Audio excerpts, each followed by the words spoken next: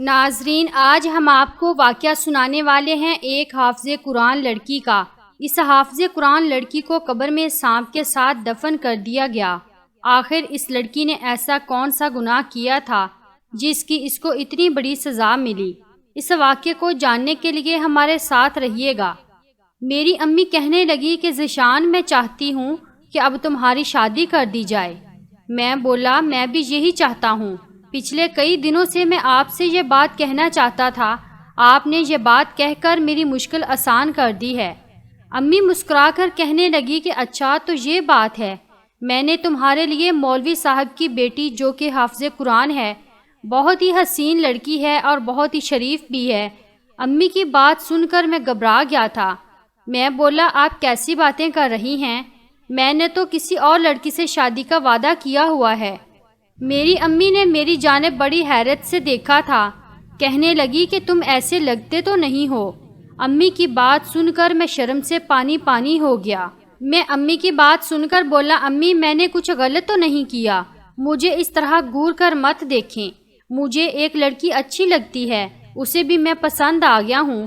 اس نے مجھے اپنا نمبر دے دیا تو ہمارا رابطہ ہونے لگا۔ میں نے اس سے کہا تھا کہ میں تم سے شادی کروں گا۔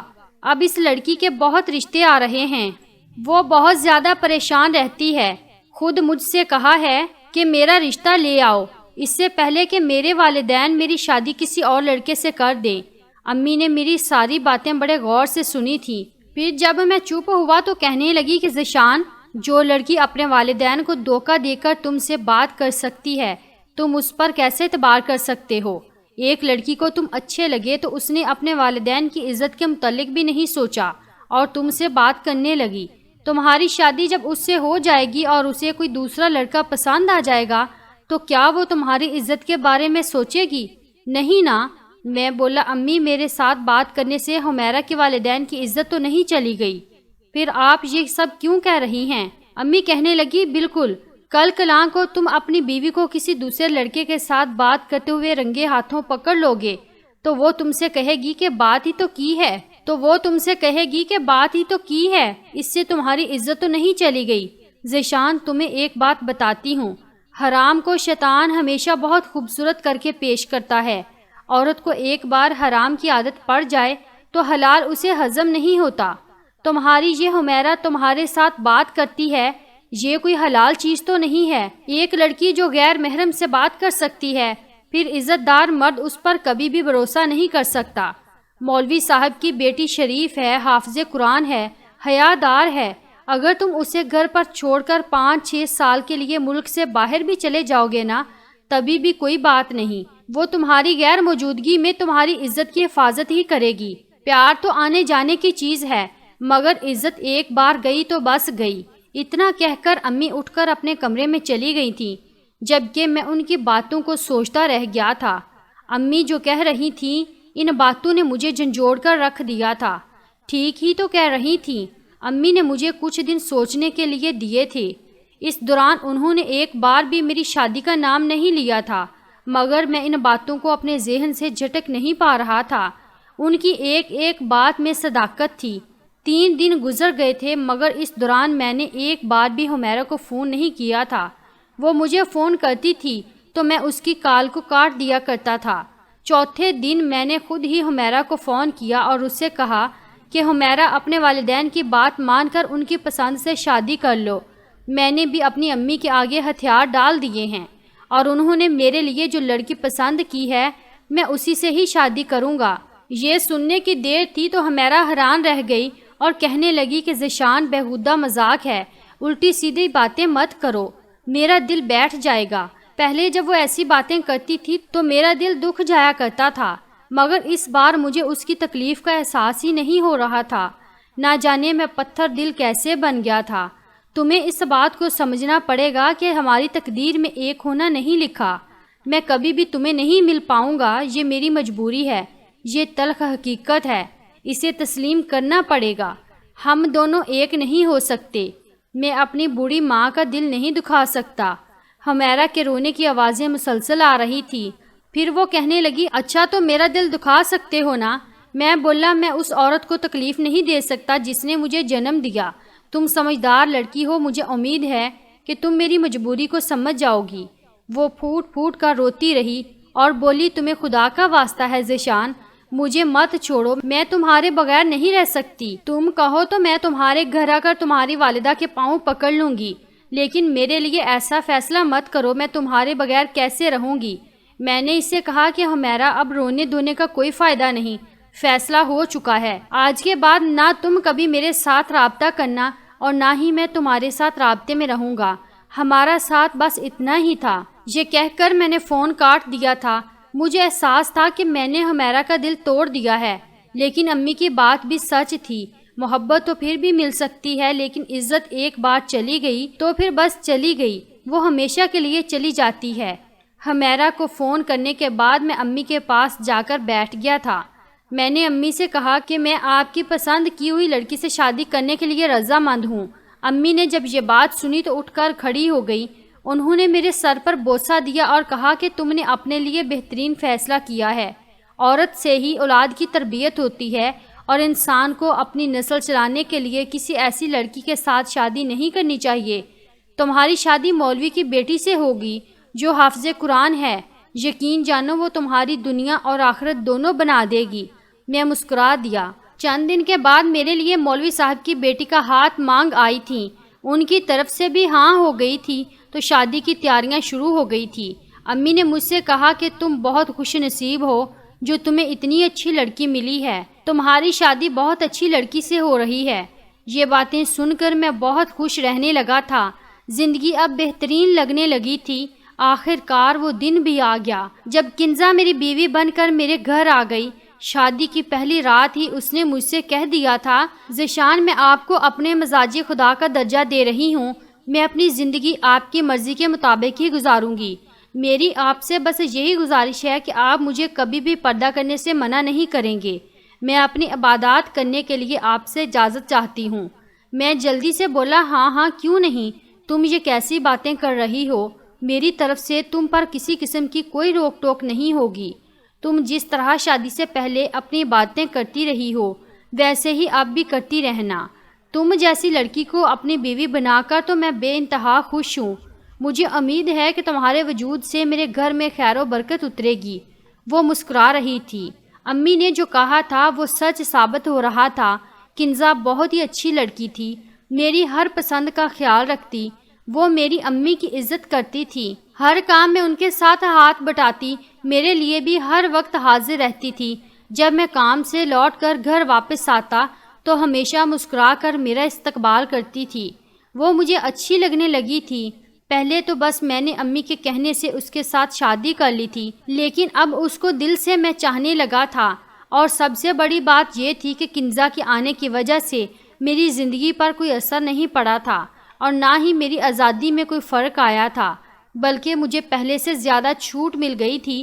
پہلے تو امی گھر میں اکیلی ہوتی تھی، اس وجہ سے میں کہیں آ جا نہیں سکتا تھا، لیکن اب میری بیوی ان کے پاس ہمیشہ گھر میں ہوتی۔ اب تو میری امی بھی اپنے فیصلے پر بے انتہا راضی تھی۔ اٹھتے بیٹھتے مجھے یہی باور کرانے کی کوشش کرتی رہتی تھی کہ تم نے بات مان کر اپنے ساتھ بہت بڑی نیکی کی ہے۔ میری اور کنزا کی شادی کو 2 برس گزر گئے تھے، لیکن ہم ابھی تک اولاد سے محروم تھے۔ ایک دن میری امی میرے پاس آئی اور کہنے لگی کہ ذیشان، ابھی تک مجھے اپنے صحن میں کوئی بھی ننھا مہمان کھیلتا ہوا نظر کیوں نہیں آیا؟ یہ تم دونوں کی پلاننگ ہے یا اللہ کی رضا ہے؟ میں بولا، امی یہ تو بس اللہ کی طرف سے ہے، ہم نے تو ایسا کچھ نہیں سوچ رکھا۔ امی کہنے لگی، مجھے تو دادی بننے کا بہت زیادہ شوق ہے۔ میں امی کی بات سن کر خاموش رہ گیا تھا۔ پھر امی نے ایک دن کنزا سے کہا کہ اپنے شوہر کو لے کر ابھی کے ابھی ڈاکٹر کے پاس جاؤ، اللہ نے مرض سے پہلے اس کی دوا کو تخلیق کیا ہے، اگر خدا نہ خواستہ تم میں یا میرے بیٹے میں کوئی بھی مسئلہ ہو، ڈاکٹر کی دوا سے ہمارے گھر اولاد ہو جائے گی۔ میری بیوی یہ مسئلہ لے کر میرے پاس آئی اور کہنے لگی کہ ذیشان، امی ہمیں ڈاکٹر کے پاس بھیجنا چاہتی ہیں، آپ اس چیز کے لیے تیار ہیں؟ میں بولا، ہاں مجھے بھی اولاد کی ضرورت ہے، میں تمہارے ساتھ ڈاکٹر کے پاس جانے کے لیے رضامند ہوں۔ میری بات سن کر کنزا حیران رہ گئی تھی۔ وہ کہنے لگی کہ آپ نے مجھ سے پہلے کبھی بھی اولاد کا تذکرہ کیوں نہیں کیا؟ میں بولا، میں نے تمہارے ساتھ شادی بھی اس لیے کی تھی کیونکہ میں ایک نیک عورت سے اپنی نسل کو پروان چڑھانا چاہتا تھا۔ مجھے یہ تھا کہ عورت نیک ہو تو اولاد بھی نیک ہوتی ہے۔ کنزا کہنے لگی، ٹھیک ہے، میں آپ کے ساتھ ڈاکٹر کے پاس جانے کے لیے تیار ہوں۔ ہم دونوں ڈاکٹر کے پاس گئے۔ اس کے بعد علاج کا ایک طویل سلسلہ نکل کھڑا ہوا تھا۔ ہم کبھی کسی ڈاکٹر کے پاس جا رہے تھے تو کبھی کسی کے پاس۔ 1 سال کے علاج کے بعد بھی ابھی تک ہمیں اولاد کی نعمت سے اللہ پاک نے نہیں نوازا تھا۔ ہمیں اگر کوئی جاننے والا بتاتا کہ فلاں جگہ بہت ہی قابل ڈاکٹر بیٹھا ہے تو ہم اپنا علاج کروانے کے لیے وہاں پہنچ جایا کرتے تھے۔ اس دوران امی تلخ بھی ہو گئی تھی۔ وہ اٹھتے بیٹھتے کنزا کو باتیں سنانے لگی تھی، مگر اس نے کبھی بھی اف تک نہیں کیا تھا۔ وہ اس سارے عرصے یہی کہتی تھی کہ مجھے اپنے اللہ سے اچھا گمان ہے، مجھے امید ہے کہ وہ مجھے جلد اولاد دے دے گا۔ یوں ہی وقت گزرتا گیا۔ ایک دن مجھے میرے دوست نے بتایا کہ تم ایک بہت ہی قابل لیڈی ڈاکٹر بیٹھتی ہے اسلام آباد، وہاں جاؤ اور جا کر اپنا علاج کرواؤ۔ مجھے امید ہے کہ تمہارے ہاں اولاد ہو جائے گی۔ میں نے یہ بات آ کر امی سے کہی تو امی نے کہا، ایسی بات ہے تو تم اپنی بیوی کو لے کر آج شام اسلام آباد کے لیے روانہ ہو جاؤ۔ میں نے کنزا کو تیار ہونے کا کہا اور پھر ہم اسلام آباد چلے گئے۔ وہاں ڈاکٹر نے جو مجھے بات بتائی اسے سن کر مجھے ایسا لگا جیسے زمین و آسمان کی گردش رک سی گئی ہو۔ ڈاکٹر نے کہا تھا کہ میں دوسرے ڈاکٹروں کی طرح آپ کا وقت ضائع نہیں کروں گی۔ میں جانتی ہوں کہ کچھ ڈاکٹرز اپنے پیسے بنانے کے لیے مریضوں کو دوائیوں پر دوائیاں کھلاتے رہتے ہیں، مگر میں ایسا نہیں کروں گی۔ جو حقیقت ہے وہ میں آپ کو بتانے جا رہی ہوں۔ آپ کی بیوی بانجھ ہے، وہ کبھی بھی اولاد پیدا نہیں کر سکے گی۔ بہتر یہی ہوگا آپ اپنی بیوی کو بلا وجہ دوائیاں نہ کھلائیں۔ جو اس کی تقدیر میں ہے اس پر سمجھوتا کر لیں۔ اس نے آپ کے لیے جو فیصلہ کیا ہے بے شک وہ بہترین ہی ہوگا۔ یہ بات سن کر کنزا رونے لگی تھی اور میری آنکھوں میں بھی آنسو آ گئے تھے۔ ہم دونوں اسی رات اسلام آباد سے گھر واپس آ گئے۔ امی مجھے بار بار پوچھ رہی تھی کہ ذیشان کچھ تو بتاؤ، ڈاکٹرز نے کیا کہا ہے؟ تم دونوں میاں بیوی چپ کیوں ہو؟ میں نے امی کو سب کچھ سچ سچ بتا دیا۔ میری بات سن کر امی داڑیں مار مار کر رونے لگی تھی۔ وہ بولی، تم کیا کہہ رہے ہو ذیشان؟ اب کیا ہوگا؟ میں چپ رہا اور اٹھ کر اپنے کمرے میں آ گیا۔ میں نے کنزا سے اس موضوع پر کوئی بات نہیں کی تھی۔ ایک دن میری امی میرے کمرے میں آئی اور کنزا سے کہنے لگیں کہ بیٹی تم میری بات کا برا مت ماننا، مگر تم جانتی ہو میری نسل اسی سے آگے بڑھے گی۔ اگر یہ بے اولاد رہا تو ہمارا کوئی نام لینے والا نہیں رہے گا، اس لیے ہمیں ذیشان کی دوسری شادی کرنی ہے۔ تم سے اجازت لینے کے لیے آئی ہوں۔ کنزا رونے لگی۔ میں جلدی سے بولا، امی آپ نے دوسری شادی کا فیصلہ خود سے ہی کر لیا۔ میں دوسری شادی نہیں کرنا چاہتا۔ اگر میری قسمت میں اولاد ہوتی تو میری پہلی بیوی سے ہی ہو جاتی۔ دوسری شادی نہیں کروں گا۔ امی نے میری جانب گور کر دیکھا اور کہنے لگی کہ ذیشان تم یہ بات سمجھنے کی کوشش کرو کہ تم میں کسی قسم کا کوئی نقص نہیں ہے۔ اگر تم شادی کرو گے تو تمہارے ہاں اولاد ہو جائے گی، تم مجھے دادی بننے کی خوشی سنا دو گے۔ میں نے صاف انکار کر دیا تھا اور بولا، امی دوسری شادی کسی قیمت پر نہیں کروں گا۔ اللہ کے فضل سے میری زندگی میں بہت سکون ہے۔ میں 2 بیویاں ایک گھر میں نہیں رکھ سکتا۔ ان کی لڑائی جھگڑے سے میری زندگی خراب ہو جائے گی۔ لیکن امی ہر وقت مجھ پر زور ڈالتی رہتی تھیں کہ میں دوسری شادی کر لوں، اور میں ہر بار انہیں انکار کر دیتا تھا۔ میری امی دوسری شادی کا ارمان لیے دل میں اس دنیا سے رخصت ہو گئیں۔ امی کے جانے کے بعد میرا گھر بڑا ہی سونا سونا سا ہو گیا۔ مجھے ہر وقت تنہائی محسوس ہوتی تھی۔ اب تو میری حافظ قرآن بیوی بھی اداس اداس رہنے لگی۔ ایک دن مجھے آ کر کہنے لگی کہ ذیشان اگر آپ اولاد کی خاطر دوسری شادی کریں گے تو مجھے کوئی اعتراض نہیں ہوگا، اور نہ ہی میں آپ کو یہ کام کرنے سے روکوں گی۔ میں نے بولا کہ نہیں، میں دوسری شادی نہیں کرنا چاہتا۔ تو کنزا کہنے لگی کہ ہم دونوں اس گھر میں تنہا رہتے ہیں، ہر جانب اداسی ہی اداسی ہے، آپ بتائیں ہمارا بڑھاپا کیسے گزرے گا؟ میں بولا، تم کہنا کیا چاہتی ہو؟ کنزا نے کہا، اگر آپ اجازت دیں تو میں بچہ اڈاپٹ کرنا چاہتی ہوں، میری ممتا کو سکون مل جائے گا۔ یہ بات سن کر میں کچھ لمحوں کے لیے خاموش ہو گیا اور بولا، اس دنیا میں بہت سے ایسے لوگ بھی ہیں جن کے پاس اولاد نہیں ہے مگر وہ زندگی بسر کر رہے ہیں۔ لیکن کنزا بولی، مجھے اولاد چاہیے، تو میں نے اسے بچہ اڈاپٹ کرنے کی اجازت دے دی۔ کچھ دنوں کے بعد کنزا نے مجھے بتایا کہ وہ ایک بچی اڈاپٹ کر کے آئی ہے۔ میں پہلے تو کسی کی اولاد پالنے کے حق میں نہیں تھا، مگر جب کنزا بچی کو لے کر آئی تو میں اس سے بولا کہ کہاں ہے ہماری بچی، میں اس سے ملنا چاہتا ہوں۔ یہ سن کر کنزا گھبرا گئی اور کہنے لگی کہ ذیشان، آپ تو جانتے ہیں نا میں مولوی کی بیٹی ہوں اور میں نے اسلام کو بہت قریب سے جانا ہے، میں ایک حافظ قرآن ہوں۔ آپ اس بچی کے لیے جس کو میں نے اڈاپٹ کیا ہے غیر محرم ہیں، میں نہیں چاہتی کہ آپ اس سے ملیں۔ ویسے بھی آپ اولاد کے بغیر خوش ہیں، اولاد کے لیے تو میں ترس رہی تھی، آپ بچی سے دور ہی رہیں۔ میں نے سر ہلا دیا اور بولا ٹھیک ہے، جیسا تم کہو گی میں ویسا ہی کروں گا۔ کچھ دن گزر گئے تو کنزا نے مجھے بتایا کہ وہ ایک اور بچی کو اڈاپٹ کر لائی ہے۔ میں نے اس پر بھی اعتراض نہیں کیا۔ پھر مجھے میری بیوی نے بتایا کہ یتیم خانے والوں کو پتہ چل گیا ہے کہ میں بیٹیاں اڈاپٹ کرنے پر راضی ہو جاتی ہوں، اس لیے ان کے پاس جب بھی کوئی لڑکی آتی ہے مجھے ہی فون کرتے ہیں۔ کنزا نے 5 بچے اڈاپٹ کر لیے تھے۔ ایک دن میں نے اپنی بیوی سے کہا تم ہمیشہ لڑکی کو ہی کیوں لے کر آتی ہو؟ کنزا کہنے لگی کہ ذیشان، میں سب نیکی حاصل کرنے کی غرض سے کرتی ہوں، آپ جانتے ہیں نا ہمارے معاشرے میں ہمیشہ لڑکیوں کو دھتکار ہی ملتی ہے، اپنی بیٹی کی پیدائش پر منہ لٹکا لیتے ہیں، پھر کسی کی بیٹی کو کیا پالیں گے؟ مجھے علم ہے کہ یتیم خانے میں لڑکیوں کو کوئی بھی گود نہیں لیتا، اس لیے وہ ساری زندگی فیملی سے محروم رہتی ہیں۔ مجھے جیسے ہی پتہ چلتا ہے کہ کوئی لڑکی موجود ہے تو میں اسے اڈاپٹ کر کے لے آتی ہوں اور ماں کا پیار دیتی ہوں، اور پھر لے پالک بیٹیوں سے پردے کا حکم تو نہیں ہے، لیکن پھر بھی آپ کو پتہ ہے میں پردے کی بہت پابند ہوں، میں ایک لڑکے کو نہیں پالنا چاہتی۔ میں نے اسے کہا کہ ٹھیک ہے، تم بہت ہی نیکوکار لڑکی ہو۔ میری بات سن کر مسکرا دی تھی۔ یہ چیزیں دیکھ کر میرے دل میں کنزا کے لیے محبت بہت زیادہ بڑھ گئی تھی۔ وہ نہ صرف بہت اچھی بیوی تھی بلکہ ایک بہت ہی اچھی ماں ثابت ہو رہی تھی۔ میں نے کبھی بھی گھر میں بچوں کے رونے کی آواز نہیں سنی تھی، اور پھر میرے آفس سے آنے سے پہلے ہی وہ بچوں کو سلا دیا کرتی تھی اور میرے ساتھ وقت بتایا کرتی تھی۔ میں اپنی زندگی میں بہت سکون محسوس کر رہا تھا۔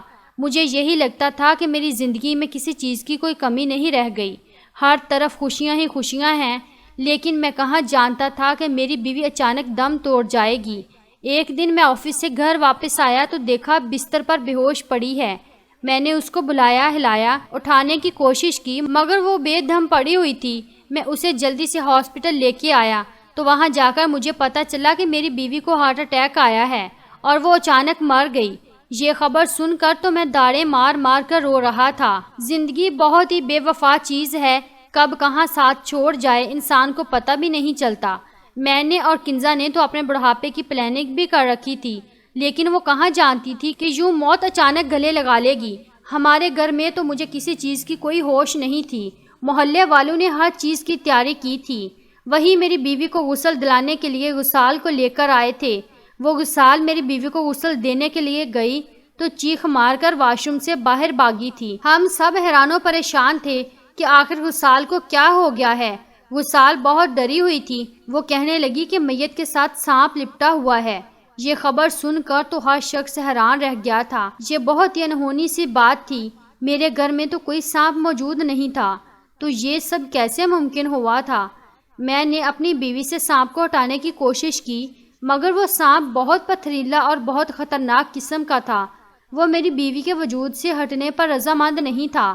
میں بھی ناکام ہو کر واپس آ گیا تھا۔ لوگ میری بیوی کے لیے عجیب عجیب الفاظ استعمال کر رہے تھے، طرح طرح کی باتیں ہونے لگی تھیں، تو وہ بھی یہ سن کر حیران ہو گئے۔ پھر انہوں نے کانوں کو ہاتھ لگا کر اللہ سے معافی مانگی تھی۔ مولوی صاحب کہنے لگے کہ بہتر یہی ہے میت کو اس سانپ کے ساتھ ہی دفن کر دیا جائے، اس نے ایسا نہ جانے کون سا گناہ کیا ہے جس کی اس کو یہ سزا مل رہی ہے۔ میں پھٹ پڑا اور بولا میری بیوی نے کوئی گناہ نہیں کیا تھا، وہ بہت ہی نیک عورت تھی، نماز قرآن کی پابند تھی، حافظ قرآن تھی۔ مولوی صاحب کہنے لگے کہ اگر میری بات سے تمہاری دل آزاری ہوئی ہو تو مجھے معاف کر دینا، میں نے تو وہی کہہ دیا جو مجھے محسوس ہوا، بہتر یہی ہے کہ میت کو سانپ کے ساتھ ہی دفن کر دیا جائے۔ مولوی صاحب کی بات مان لی گئی تھی۔